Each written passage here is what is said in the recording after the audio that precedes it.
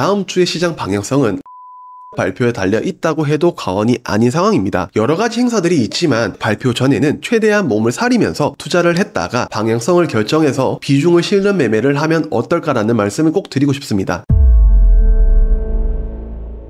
안녕하세요, 대건남자입니다. 많은 분들이 일정 정리에 대한 영상에 관심을 가져주셔서 요새 신이 나기도 하고 많은 분들이 봐주시는 만큼 더 꼼꼼하게 잘 정리해봐야겠다는 생각이 들어서 오히려 요새는 제 매매보다 뉴스를 팔로우업하고 일정을 정리하는데 더 집중을 하고 있는 상황입니다. 앞으로도 잘 부탁드리며 그럼 일정 영상 시작해보도록 하겠습니다. 20일 월요일에는 사우디 빈살만 왕세자가 일본을 방문하고 일왕을 만날 예정이라고 하는데요. 그러면 우리가 어떤 점을 주목을 해야 될까요? 과거 네옴시티 당시에 일본 패싱 이후로 방위를 취소하면서 기시다 총리와의 회담 무산시켰던 과거가 있었는데요. 그때 당시에 한국과의 협업으로 많은 사람들에게 국뽕을 심어줬던 과거가 있었는데요. 하지만 그건 우리만의 착각일 가능성이 높고 사우디 빈살만은 비즈니스맨이라고 생각을 하시는 게 더 합리적이라는 생각입니다. 과거 사우디가 방위를 했을 당시에 에너지와 관련된 공급 논의가 있었던 것과 일본이 원유 40% 이상을 사우디로부터 들여오기 때문에 원유와 앞으로의 미래 에너지와 관련된 부분의 이야기가 오고 갈 가능성이 있다고 생각을 합니다. 그래서 제가 보는 관련 기업으로는 원전 관련주인 BHI, G2파워, S&T 에너지, 현대건설 정도를 그래도 에너지 관련주와 최근에 원자력 관련주가 괜찮은 움직임을 보여주고 있기 때문에 한번 엮일 수도 있지 않을까 라고 해서 소개를 드립니다. 두 번째 일정으로는 델 테크놀로지스 월드가 개최가 되는데요. 이 일정은 제가 생각하기에는 반도체와 AI가 같이 엮여져 있는 행사라고 생각을 합니다. 그래서 미국에서 열리는 이 행사에서 삼성전자가 분위기 전환을 할 수 있을지, 그리고 SK하이닉스가 우리가 우위에 있지롱 하는 모습을 보여줄지가 가장 주목해볼 만한 포인트라고 생각합니다. 우선 SK하이닉스는 AI 반도체, 즉 HBM 분야의 기술력을 시작으로 우리가 엔비디아에 공급하는 이유는 바로 이런 거예요 라는 것을 가장 잘 보여줄 수 있는 퍼포먼스를 낼 것으로 예상이 됩니다. 삼성전자는 이 행사에서 HBM과 CXL에 대한 기술력을 선보일 것으로 예상이 되는데 사실 현재 이상한 이야기들이 오고 가는 상황에서 분위기가 좋지는 않습니다. 그래서 저는 오히려 삼성전자보다는 SK하이닉스로의 투자 포인트를 이상한 소문이 수그러들 때까지는 방향성을 이쪽으로 잡아보면 어떨까 싶습니다. 실제로 엔비디아 향을 뚫었다고 이야기를 하는데 과거에는 삼성전자가 이렇게까지 언론 플레이를 했던 적이 없는데, 그래서 약간의 양치기 소년이 된 듯한 느낌이 있어서 이 부분이 확실해진다면 그때 가서 삼성전자를 봐도 늦지 않을 거라고 생각이 듭니다. 실제로 이 행사에는 엔비디아, 퀄컴, 마이크로소프트, 인텔, AMD 등 주요 IT 기업들이 참여를 할 예정이기 때문에 우리는 반도체 분야에서의 주목, 그리고 반도체의 궁극적인 이유인 인공지능 관련주에 대한 체크가 필요할 것이라고 생각이 드는데요. 그래서 관련주로는 SK하이닉스, 삼성전자도 같이 보고 그 다음에 제우스, 한미반도체, 그리고 최근에 많이 조정을 받았던 리노공업, PSK홀딩스, 그리고 AI 관련주로 플리토, 브리지텍, 엑셈, SP소프트 정도를 체크를 해볼 것 같습니다. 21일 화요일 일정으로는요, 마이크로소프트의 새로운 윈도우와 클라우드와 관련된 발표가 있습니다. 마이크로소프트가 클라우드와 데이터 센터 분야에 지속적인 투자를 하고 있는 것은 아마 많은 분들이 아실 거라고 생각합니다. 미국 현지 시각으로 20일, 한국 시각으로 21일에 새로 나오는 윈도우 11은 인공지능을 탑재하여 나올 가능성이 이 행사에서 있고요. 스냅드래곤에 기반한 서피스 프로 10, 서피스 랩톱 6가 공개되어 6월 중 출시로 윈도우 11이 깔려있는 것이 특징입니다. 마이크로소프트는 오픈 AI와 가장 밀접한 관련이 있으며 이번 MS CEO 서밋 이후에 과연 어떠한 결과를 보여줄지 우리는 체크를 해봐야 되는데요. 그러면 먼저 반도체 관련 기업에 대한 윤곽은 어느 정도 나올 거고, 우리는 마이크로소프트 인공지능 관련주인 브리지텍, 한글과 컴퓨터, 그 다음에 추가적으로 엑셈, 그리고 최근에 마이크로소프트가 이야기하는 거는 친환경 에너지로 반도체를 생산하는 그런 기업들을 우리는 선호할 것이다 라는 부분 때문에 태양광과 풍력까지 한번 방향성을 보고 결정을 하시면 될 것 같습니다. 그리고 다음 일정은 던전 앤 파이터 모바일이 중국 출시가 됩니다. 나 혼자만 레벨업 흥행 이후에 넷마블의 주가는 급등을 보여줬습니다. 과연 전세계 8억 5천 명의 누적 이용자 수를 기록한 던전 앤 파이터를 기반으로 한 모바일 게임이기 때문에 우리는 기대감을 한번 가져봐도 괜찮을 거라고 생각이 듭니다.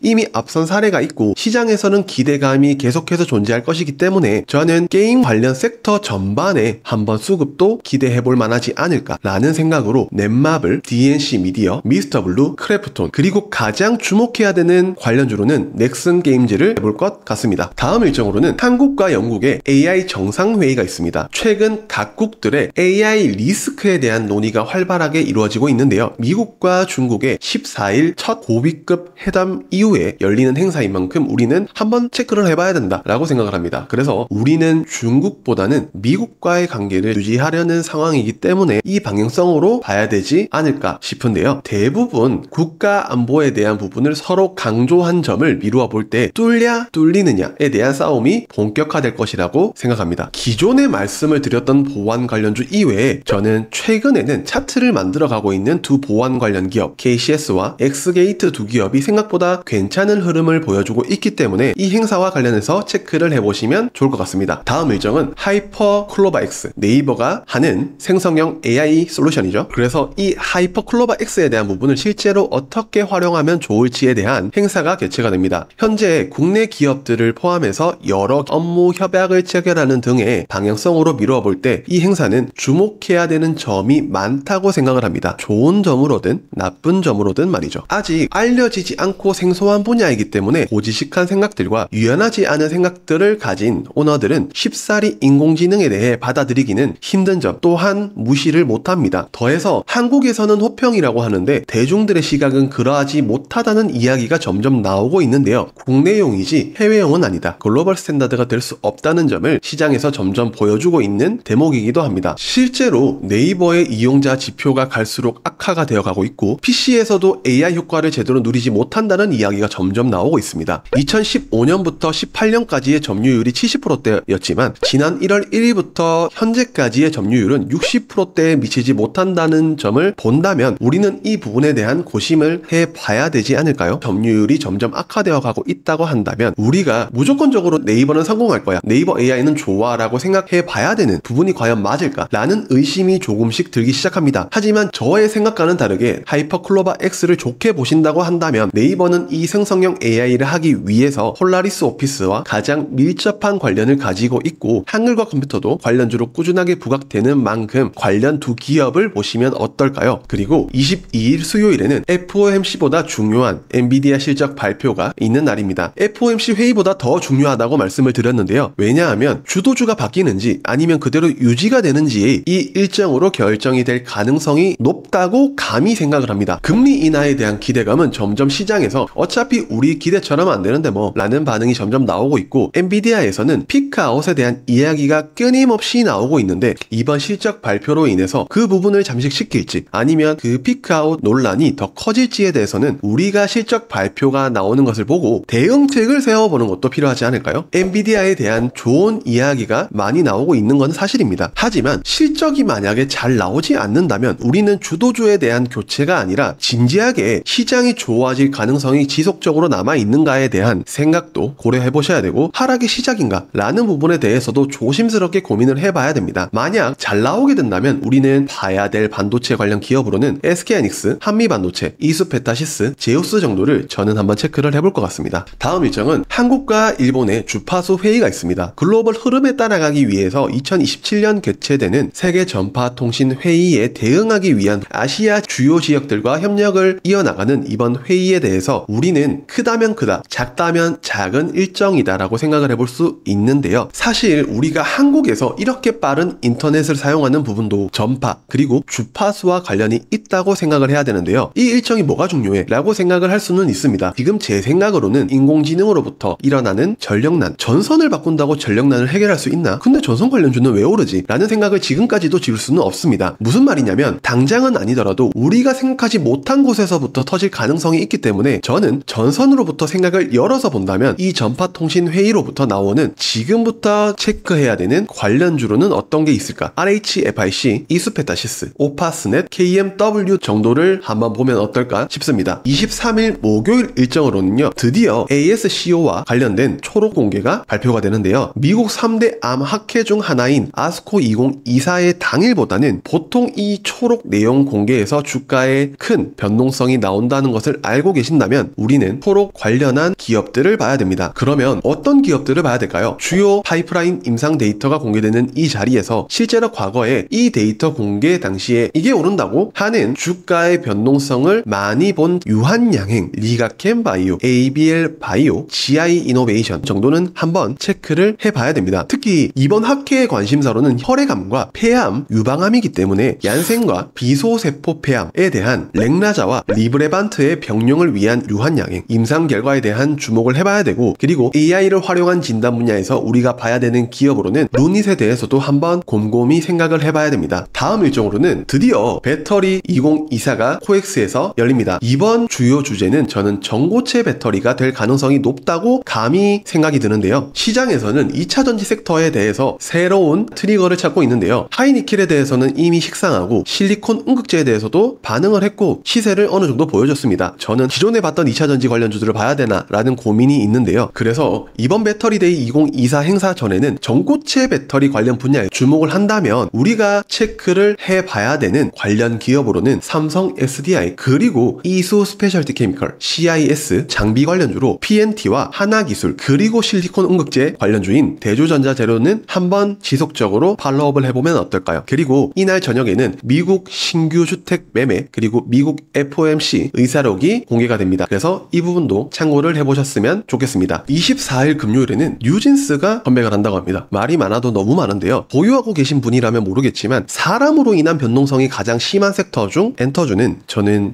과거 경험으로서 별로 좋아하지는 않는 섹터 중에 하나입니다. 그래서 어떤 소식이나 어떤 일정으로 인해서 너무 부당하게 빠졌다, 너무 이상하게 빠졌다, 원래 주가로 회귀해야 된다, 이런 이야기, 예상을 함부로 하시는 분들도 많은데 그거는 진짜 아무도 모릅니다. 특히 사람과 관련된 부분에서 말이죠. 뉴진스가 여전히 활동을 잘 하고 있다고도 이야기를 합니다. 근데 우리는 투자자이기 때문에 주가를 봐야 됩니다. 주가로 본다면 다른 아티스트들도 많지만 뉴진스의 영향이 최근 큰 것으로 보아서 하이브 주가가 과연 활동을 잘하고 있다는 증빙을 해줄 수 있는 주가인지 저는 의심스럽습니다. 제가 어떤 섹터에 대해서 이렇게 이야기한 적은 단 한 번도 없는 것 같은데요. 엔터주로 관련해서 굳이 이 일정으로 해서 보고 싶다면 하이브, SM, JYP, YG 엔터 등 여러 엔터 기업이 있지만 SM 정도만 보세요. 나머지는 되도록이면 안 보면 안 돼요 라는 말씀을 드리고 싶습니다. 다음 주의 시장 방향성은 엔비디아의 실적 발표에 달려 있다고 해도 과언이 아닌 상황입니다. 여러 가지 행사들이 있지만 엔비디아 실적 발표 전에는 최대한 몸을 사리면서 투자를 했다가 실적 발표가 나오고 나서 방향성을 결정해서 비중을 실는 매매를 하면 어떨까라는 말씀을 꼭 드리고 싶습니다. 다음 주 한 주도 잘 살아남으시고요. 그러면 다음 영상에서 뵙도록 하겠습니다. 안녕.